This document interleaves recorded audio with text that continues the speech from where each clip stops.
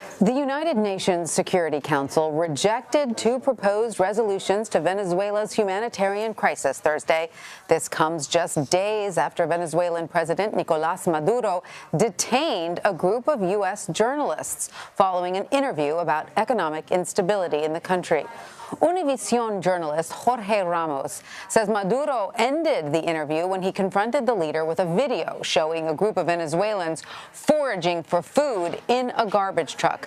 Maduro's security agents then confiscated Univision's equipment before locking Ramos and one of his producers in a dark room. Univision executive producer Maria Martinez-Guzman was part of the crew detained with Ramos. She joins me now from Miami. Welcome, Maria. First off, we are so glad that you are back safely in Miami. Walk us through what happened up until the point you were detained, if you will.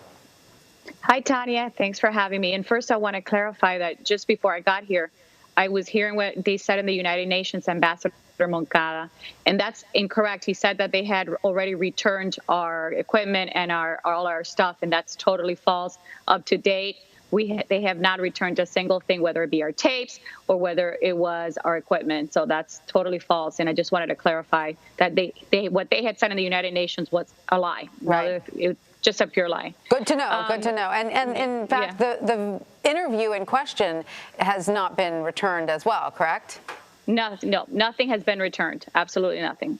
They have about $180,000 worth of our equipment. They have our work because our interview is our work, and that's why we're calling them. I'm calling them thieves at the moment because that's what they did. They stole our equipment and they've stolen our work. Now, let me walk you. Yeah, go ahead. I'm sorry. Yeah, sorry. I was going to just go back to the initial question. If you could walk us through what happened before you were detained.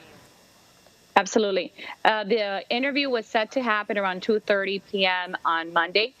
They were a couple of hours late. In fact, ABC had an interview right before us, and they said that Maduro was in some high-stakes meeting, so he couldn't see us at the time that the interview was set to happen.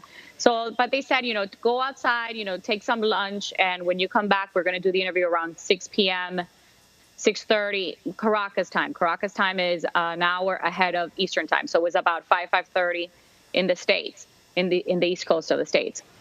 So everything was fine. In fact, I had told the other people in the team, there was a total of 7 of us, things are going too smoothly. As a producer, when things are just going too perfect, that something is going to go wrong at any moment.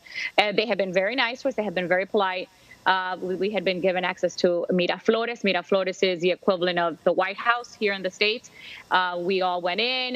They checked our equipment. The setup was fine.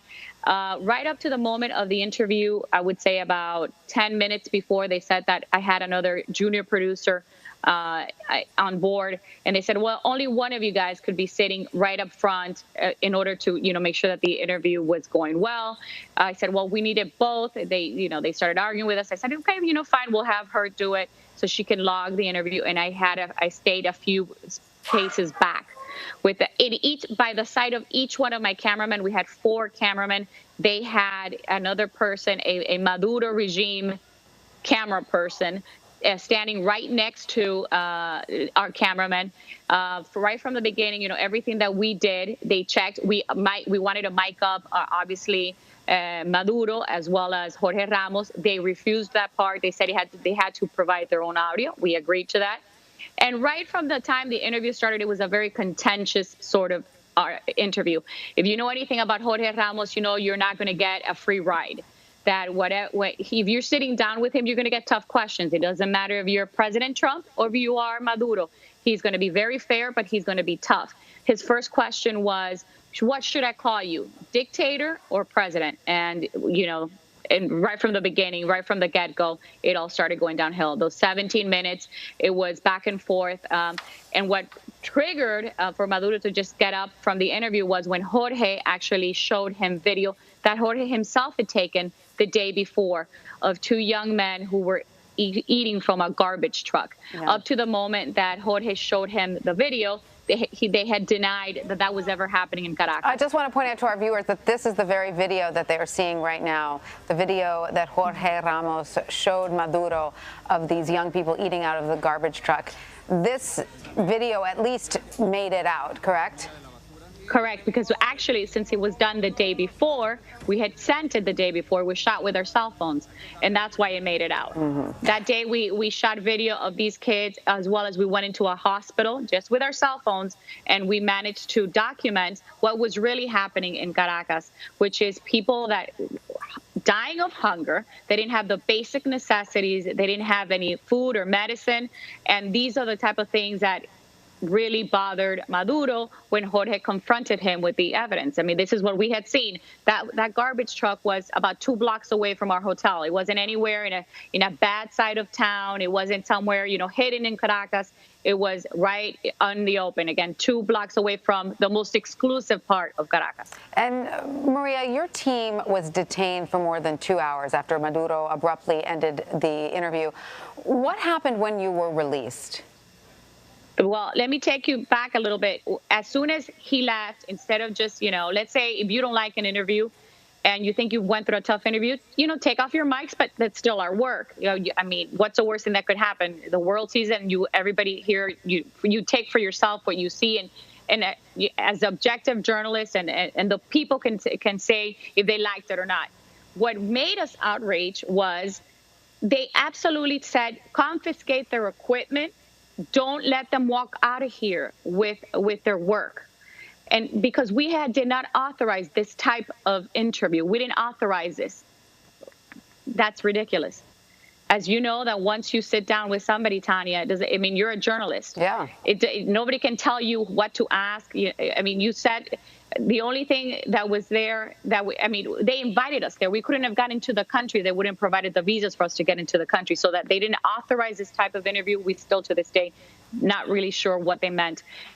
We got separated. My junior producer, along with the cameraman, were left behind. I got into an argument with the person that had thrown Jorge Ramos out of the room. They told him to immediately leave Miraflores, that they wanted him out of there. And so I also said, you can't treat us like this. We're free press. This is not the way you treat the press. This is journalism. I stormed after Jorge, and then we were detained in a place. It's kind of like when you would go into, let's say, the White House, where you would have to go through the metal detectors. That was the type of room that we were detained at. And so after you were there for, 2 hours, they finally... We were there for 2 hours. Let me tell you, for us, I think the scariest moment, we were there among 15 other security forces. It was a relatively small room. And at one point, because we refused to turn over our cell phones, we refused, to do anything that they had wanted us to do, because simply, again, we're free press. This is not the way we're treated. Our phones are our phones. Our equipment is our equipment. And, we're going to ask whatever we're going to ask. I managed to get a call out to our president of news, Daniel Coronel, and informed him that we were being detained in Miraflores. That's why the ball started rolling so quickly with the State Department and, Florida Senator Marco Rubio. And I believe even the vice president, had to get involved at that point. And at one point, they turned off the lights so that we couldn't see who approached us from behind, who took our backpacks, who took our phones. At that point, that was the only time they asked a woman to come in so she can search me. She stuck her hands, inside my bra, inside my pants, to make sure that I did not have anything on me, that, that I had taken anything out of Miraflores. Of course, I did not have anything on me. And they did the same thing to Jorge. That is terrifying, what you're describing. So, Maria, in your opinion, what does this whole experience say about Venezuela and the current state of affairs there?